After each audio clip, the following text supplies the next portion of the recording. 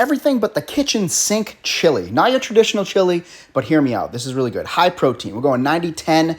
Ground beef because we're watching those calories still. We got some stewing meat. We got some country-style baked beans for some sweetness, Mexicorn, diced tomatoes with jalapenos, some fresh salsa, kidney beans, garlic, a jalapeno, and an onion, as well as these 2 seasoning packets. Some olive oil goes down into the Instant Pot on the saute setting, and we're going to just brown up our meat with one of those packets. Give it a good mix. Once that is done, we're going to add in our onion, jalapeno, our garlic.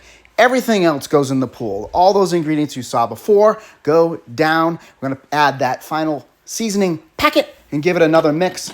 Pop a lid on it, and we're going to hit that meat stew setting on low pressure for about 40 minutes until those pieces of meat come out nice and fork tender like so. It is taste test time.